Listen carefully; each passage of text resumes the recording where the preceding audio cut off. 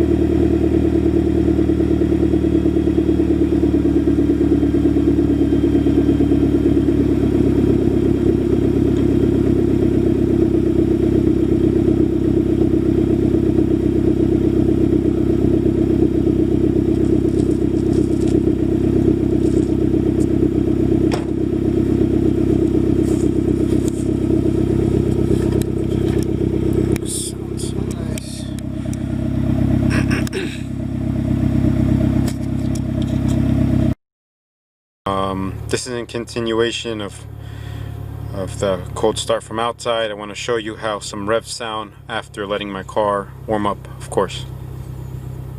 Okay, she's warmed up. I'll do a couple revs from inside and then outside.